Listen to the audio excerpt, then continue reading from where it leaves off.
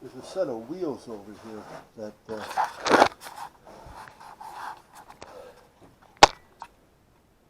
I wanted to bring inside, and they were right in the way.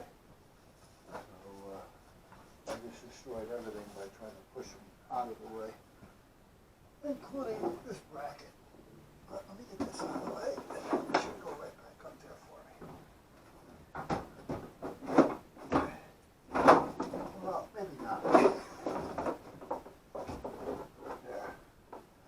Ah, more rollers. Either I can't find them or I have too many of them, one or the other. Alright, let's see. Let's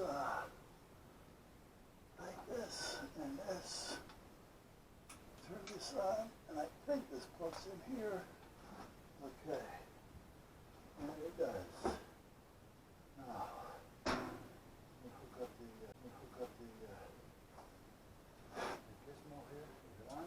It's on now. That's fine. Okay, I don't need a stick. This is a tank checker.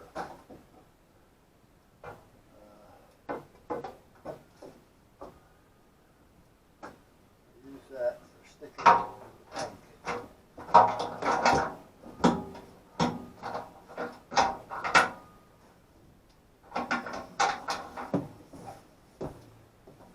I check the tank periodically for water.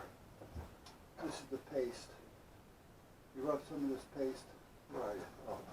You rub some of this paste on the stick, and then when you stick it in the tank, if there's any water, it'll show blue or pink, red, orange, whatever color it happens to be.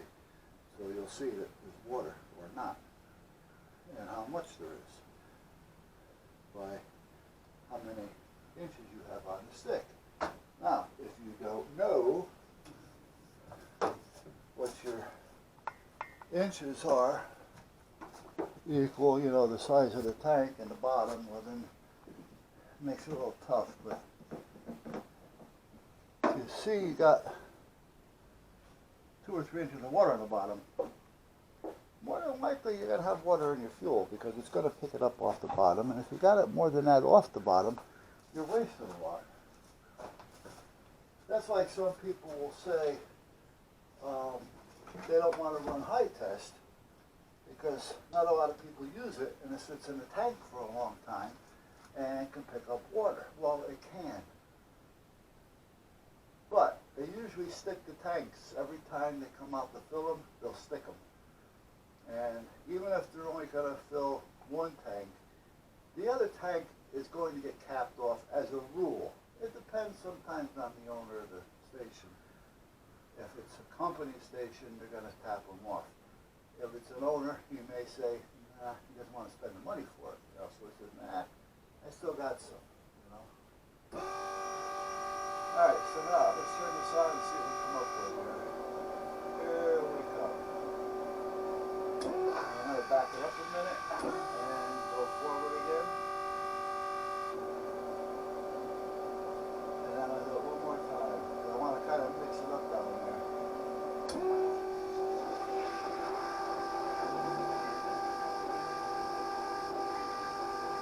Okay. Alright, so now we're pumping. We are pumping.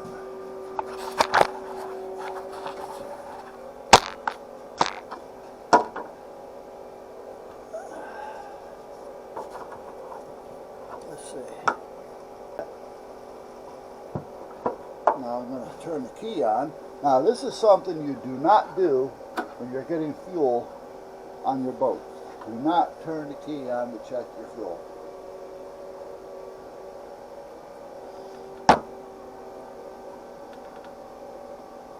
Because that can cause a fire. A spark can blow the whole place up. And I think I told you it did in Branford River. Two new, a couple, middle-aged, well, I'm going to say probably, I don't know, maybe late 30s. They bought a boat, went for their boating license, took the class, and then they decided we're going to invite 2 friends to go out on the boat. Well, I don't know if they've ever taken the boat out before or not, but They didn't know too much about boating because they didn't listen to the class apparently, or the class screwed up, and that doesn't normally happen. I'm watching the fuel tank here because it's getting up there. And while they were at the gas stock getting the gas, he flipped on the key and the boat caught fire. So the handler, the attendant at the station, I'm going to sit here and watch this from here for a minute because I want to get it up but not overflow. As soon as I see it come out, I reverse it. So anyway, the handler, the attendant at the station immediately shuts the pump off, doesn't even bother taking it out, but he does shut it down. And meanwhile, the boat's aflame, so he disconnects the lines from it and pushes it away from the dock into the river, which was smart. You don't want the thing to go up on the dock because you got all those other boats that are, docked there. So he pushes it away, and these people are staying on the boat. What do you expect to do? I mean, if you think you're going to take the boat and just zoom out into the ocean with it and jump, well, you better think quick and get out there because you're not going to have that much time. This thing's going to blow up. Okay, I just seen a bubble. I hit reverse. Okay, so now what I'm going to do is get the line out of the tank and bring it up a little bit, and then I'll suck the diesel out of the line.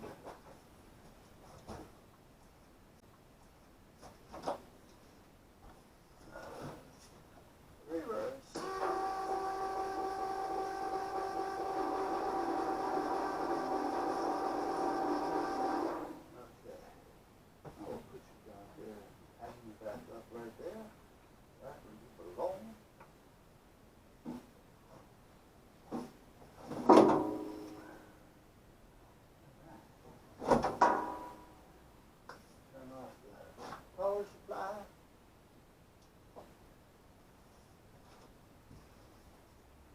So there was a guy in a small open boat, it was maybe a 19-footer or so, open, outboard.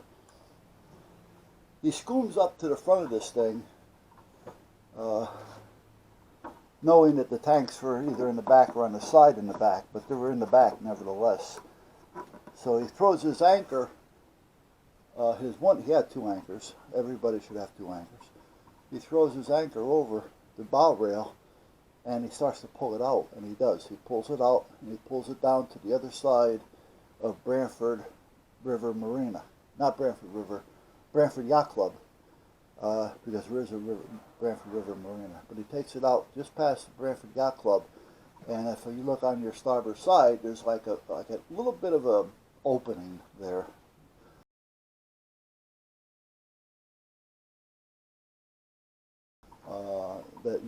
It's low, but there's enough room for a boat to blow up without causing damage. Let's put it that way.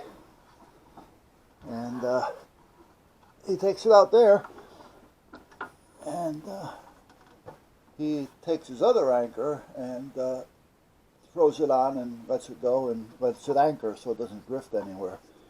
Because this, where he left it, was between the Branford Yacht Club, which is the first yacht club or the first marina coming into Branford River on the port side. And Branford Point is just before that. So you're passing what they call Branford Point, which is a little area that sticks out when they used to have the ships coming in and they would unload their coal and lumber and stuff like that there. And now everybody fishes off it.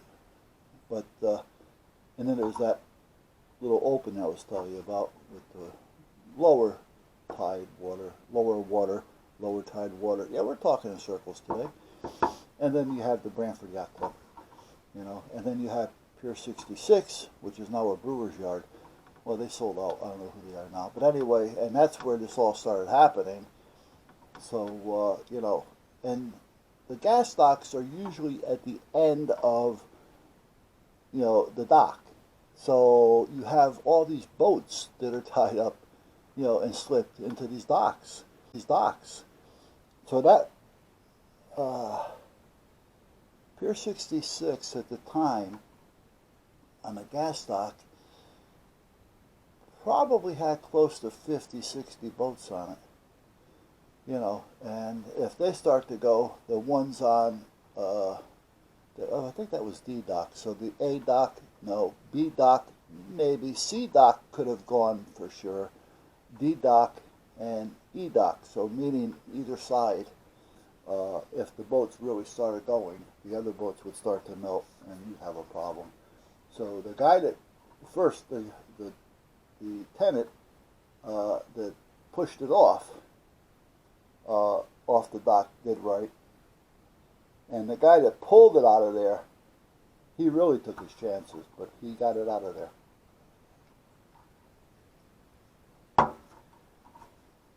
Now,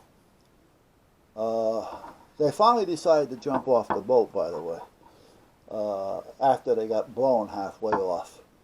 One of them lost a leg. I don't remember if it was one or two that lost their lives. And it was either one or two that lost their lives, or one and two that were critically injured, and one lost their life, because there was 4 on the boat, and one lost their leg. And that's the way it worked, just by not knowing and turning on a key.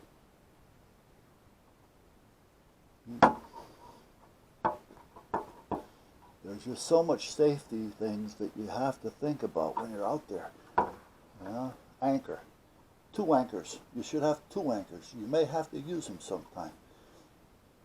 All right. What happens if you can't get one up? You know, and it's just not going to come up. You lost it.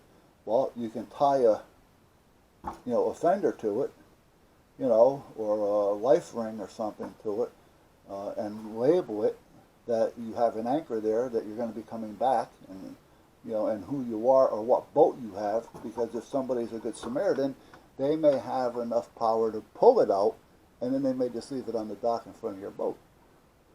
But if you want to go back and try to get it, you know where it is, because you marked it, you know, with either the fender, the ring, PFD, you know, GPS marking. That also helps, because that'll get you closer. Then you can see what you have, and you want to tie something to it, otherwise the rope's going to drop and you're never going to get it out.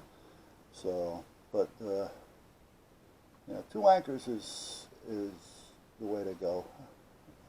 When we had our big boat, well, on our boats we had 2 anchors, but the 32, the 34, the 36, and the other one, which was, well, it was 48, 52 overall.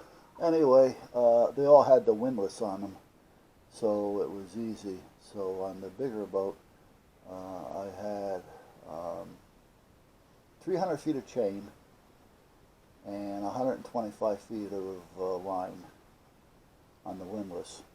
And you want the chain, and you want enough chain, and you want to put down enough anchor, because especially if you're in salt water and anything that has a current or a wave, you know, big lakes have waves. Some big lakes have currents. But anyway, because every time that boat comes up, if you don't have enough line underneath, like for instance the anchor, the chain, when the boat goes up, the chain is going to go, but the anchor is going to stay stationary. If you haven't got enough of that down there, and you haven't got enough line out, because you even let it lay on the bottom, it's going to keep you safe. Right? When the wave comes, it's going to come up and it's going to move the anchor, and the next thing you know, you're not where you thought you were. So make sure you always put it out there. You know, the 7-to-1, you know, on a nice day, you know, you're in protected waters, you know, but you still want to watch 6 to 10 feet of chain on the bottom. And then 10-to-1, if it starts getting a little rougher, you know, I've laid out as much as 12, 14-to-1, depending on how big the waves are and if you want to use it to kind of help it. Everything that you're doing. But meanwhile, what's his name out there? 365. Life, safe life, 365. He's a retired coastie out of Jersey, I think. He doesn't talk much about the coasties because he's out of it. You follow me? Him and his wife do a lot of traveling. However, if you got a question, he'll help you answer it because he's not going to want to put you out there not knowing something if he can help you with it.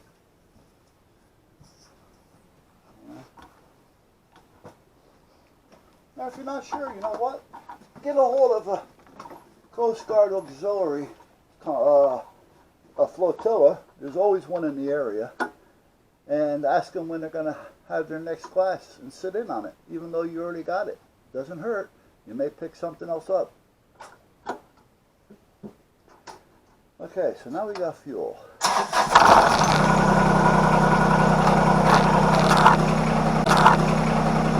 And hopefully we'll be okay.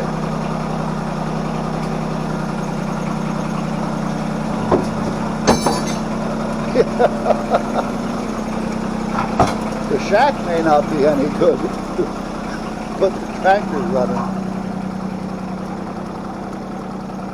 I want to go get those wheels. At least want to get them up and out of the way a little bit.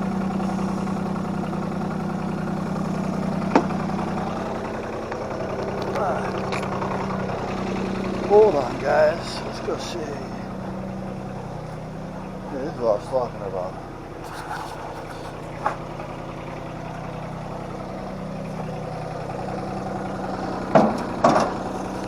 I'm not going to bring it in there, but I also got more wood out here. But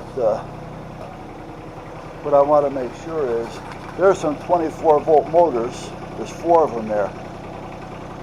There's our axles, individuals. And over here someplace, let's turn this light on. I should take care of the lighting out here. Yeah, see them over there? Those are all wheels, but they hold air. They were like on 4-wheel drive wheelchairs, stuff like that. There's the blower, another air compressor. And you don't know where the hell did I put it? Did I bring that in the house? I was talking about it. I don't know if I ever did. Hold on a minute. Let's turn this one off.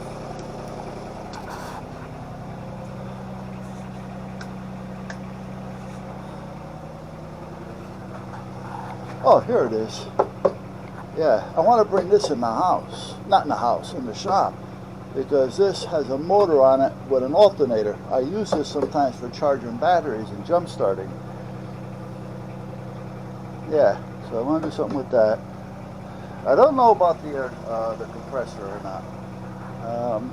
I may have to change the regulator on it. If I do, I have one, but I don't know if it's going to be too big for that or not. Let's take this while we're at it. Because I don't want this thing to go bad. Come on, get off there. There you go.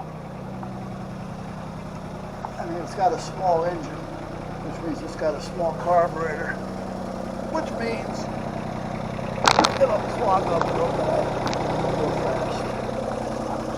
Okay. Now,